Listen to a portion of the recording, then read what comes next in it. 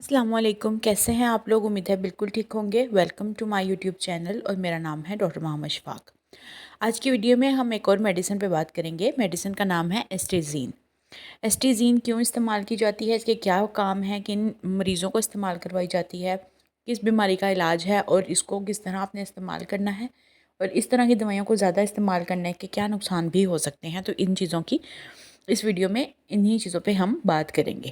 तो video start करने से पहले चैनल ज़रूर सब्सक्राइब कर लें, बेल आइकन भी प्रेस कर लें ताकि मेरी सारी वीडियो आपको मिलती रहा करें। तो चलें वीडियो स्टार्ट करते हैं। आज की हमारी मेडिसिन है एस्टीज़ीन।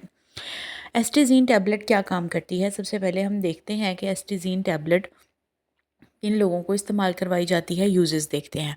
तो ऐसे लोग जिनको किसी भी किस्म का मेंटल डिसऑर्डर होता है। मेंटल डिसऑर्डर से क्या मुराद है? अगर आपको किसी भी किस्म का ज़हनी मसला है, ज़हनी तनाव है, ख़ास तौर पे डिप्रेशन जैसी कंडीशन या फिर शिज़ोफ्रेनिया जैसी कंडीशन, नॉर्मली ये दवाइयाँ इस्तेमाल नहीं करवाई जाती। अगर आपको थोड़ी बहुत प्रॉब्लम है तो इस तरह की चीज़ें इस्तेमाल नहीं करवाई जाती। लेकिन अगर आप बहुत ज़्यादा मेंटल डिसऑर्डर का शिकार हो चुके हैं, डिप्रेशन का शिकार हो चुके हैं या फिर शिज़ोफ्रेनिया का शिकार हो रहे हैं, तो ऐसी चीज़ों को ठीक करने के लिए इस तरह की चीज़ें, दवाइयाँ वगैरह इस्तेमाल की जाती हैं। अब थोड़ा सा समझ लेते हैं कि ये होता क्या है। शिज़ोफ्रेनिया एक ऐसी मेंटल कंडीशन, ये दोनों मेंटल हेल्थ के इश्यूज़ है। मेंटल मतलब कि आपके ज़हनी जो हेल्थ होती है, हालत होती है, उसके मामलात हैं।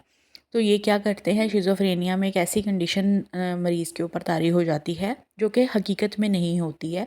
वो मरीज़ ऐसी कंडीशंस में चला जाता है कि वो महसूस करता रहता है कुछ भी, या फिर वो ऐसी कहानी, एक स्टोरी सी में चला जाता है अपने आप में, इमेजिनेशंस में, लेकिन रियलिटी में ऐसा कुछ नहीं होता। या फिर उसको गुस्सा बहुत आना शुरू हो जाता है, एक्सट्रीम कंडीशंस होना शुरू हो जाती हैं उसकी। तो इस तरह की जो चीज़ें हैं ये आ जाती हैं इसमें, ठीक है। और जो आप सोच समझ नहीं सकते सही से, सोचने समझने की जो सकत होती है उसमें मसले आ जाते हैं। तो ये जो मामलात होते हैं, या फिर आप आइसोलेट हो जाते हैं, आपको नींद नहीं आती बहुत ज़्यादा अरसे से, आपका नींद का पैटर्न सारा डिस्टर्ब हो चुका है। तो ये जो चीज़ें होती हैं, या फिर आप हर वक्त जो है वो किसी न किसी सोच में पड़े रहते हैं और बिल्कुल भी मोटिवेशन आप में रहती ही नहीं है किसी चीज़ को करने की, या लोगों से दूरी इख्तियार हो जाती है। इस तरह के जो भी मामलात होते हैं वो इन सारी कंडीशंस में आ सकते हैं। तो हम बात कर रहे थे इसके यूज़ेस की, तो मैं जैसे कि आपको बता दिया कि क्या क्या इसके इस्तेमालात हैं, किस तरह के मरीज़ों को, ज़्यादातर ज़हनी हालात के जो मरीज़ होते हैं, ज़हनी मेंटल डिसऑर्डर के जो मरीज़ होते हैं, उनको इस्तेमाल करवाई जाती हैं। अब हम देख लेते हैं। और एक और चीज़ मैं आपको यहाँ पे क्लियर कर दूँ कि इस तरह की दवाइयाँ आपको सिर्फ प्रेस्क्रिप्शन पे ही मिलती हैं, ठीक है। ये आप जाके ऐसे ही उठा के ला नहीं सकते मेडिकल स्टोर से, बल्कि ये आपको प्रॉपर प्रेस्क्रिप्शन पे ही मिलती हैं। तो प्लीज़, अगर आपको अल्लाह ना करे किसी को कोई ऐसा मसला हो, लेकिन अगर आपको हो गया है या आपको लग रहा है ऐसा कुछ, तो किसी अच्छे साइकोलॉजिस्ट या साइकेट्रिस्ट के पास ज़रूर विज़िट करें। और इसमें कोई परेशानी या शर्माने वाली बात नहीं है। हर कोई कहीं ना कहीं मेंटल स्ट्रेस से गुजर रहा होता है। अब हम देख लेते हैं कि इसको लेना किस तरह से है आपने। तो जैसा कि मैंने पहले बताया कि ये आपने प्रेस्क्रिप्शन पे ही लेनी है, और इसकी कम से कम डोज़ भी 24 घंटों में आप कोशिश करें एक दफ़ा ही इस्तेमाल करें, और कम से कम इसकी डोज़ लें। अदरवाइज़ डॉक्टर ही आपको गाइड करेगा। तो यहाँ इस तरह की वीडियो सिर्फ नॉलेज के लिए होती है, आपने खुद से कुछ भी नहीं उठा के लेना होता। अब हम देख लेते हैं कि इसके साइड इफ़ेक्ट्स क्या हो सकते हैं, बुरे असरात क्या हो सकते हैं, आपको क्या क्या नुकसानात भी हो सकते हैं इस दवाई के। तो इस तरह की दवाइयाँ जो हैं वो आपको कहीं न कहीं जिस तरह एक नशे की आदत होती है, एडिक्शन होती है, उस तरफ भी ले जा सकती है। तो आपने कोशिश करनी है कि इस तरह की कोई भी मेडिसिन्स जो होती हैं वो कम से कम इस्तेमाल करें, ताकि आपको उनकी आदत ना पड़े, एडिक्शन ना हो, ठीक है। जब आपको लगे कि आप इस दवाइयों के बगैर नहीं रह सकते, तो आप फ़ौरन कोशिश करें दवाई को उसको स्किप कर दें, ख़त्म कर दें उसको। तो फ़ौरन तो कभी भी कोई चीज़ ख़त्म नहीं करनी होती, मतलब कम कर दें, आहिस्ता-आहिस्ता छोड़ दें उसको। तो ये एडिक्शन हो सकती है आपको। इसके अलावा आपका स्टमक डिस्टर्ब कर सकती है ये जाके, कहीं न कहीं बहुत ज़्यादा आपको इरिटेशन हो सकती है स्टमक में, जो हो सकती है आपको जलन लाइक कंडीशन जैसी होती है, हार्टबर्न लाइक, आपको सीने में जलन हो सकती है, खाने-पीने में जो हाज़मा है वो ठीक नहीं होगा आपका।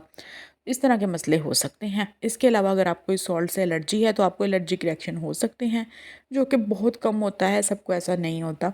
बहुत कम होता है कि किसी को कोई एलर्जिक रिएक्शन हो जाए, ठीक है। तो ये वीडियो थी आज की हमारी। और हाँ, एक और चीज़ कि आपका जो है वो आपको नींद आएगी बहुत ज़्यादा, आपका सर भारी रह सकता है। इसके अलावा आपकी जो हार्ट बीट है ना वो भी ऊपर नीचे हो सकती है, मतलब टैकीकार्डिया लाइक कंडीशन हो सकती है, धड़कनें तेज़ हो सकती हैं। तो ये वाली कंडीशंस भी हो सकती हैं, जो कि जनरली सबको नहीं होती हैं लेकिन कुछ लोगों को हो भी सकती हैं। तो कोशिश करें कि इस तरह की कोई भी मेडिसिन ले रहे हैं तो अपने खाने पीने का, अपनी हेल्थ का, अपने पानी ज़्यादा मिकदार में पिएँ और अपने आप को जितना हो सकता है रिलैक्स रखें, वॉक करते रहें, ताकि इन दवाइयों के गलत असरात आप पे कम से कम हों। उम्मीद है आपको वीडियो अच्छी लगी होगी, समझ आई होगी। उम्मीद करती हूँ कि आपको मेरी सारी वीडियोस अच्छी लगती होंगी, समझ आती होगी। मैं कोशिश करती हूँ कि आसान लफ्ज़ों में आप तक कोई ना कोई बात पहुँचा सकूँ। तो अगर आप कोई सजेशन देना चाहें, कोई भी बात हो, आप कमेंट सेक्शन में बता सकते हैं। अपना बहुत सारा ख्याल रखें। मिलते हैं अगले वीडियो में और प्लीज़ मुझे हमेशा दुआओं में याद रखें। आपकी दुआओं की बहुत ज़्यादा ज़रूरत है, हमेशा मुझे आपकी सपोर्ट की ज़रूरत है। ऐसे ही मुझे सब्सक्राइब करते रहें, मेरी वीडियोस को देखते रहें और उन लोगों के साथ ज़रूर शेयर करें जिनको इन चीज़ों की ज़रूरत है या जो लोग इन चीज़ों का शिकार है। मिलते हैं अगली वीडियो में। अल्लाह हाफ़िज़।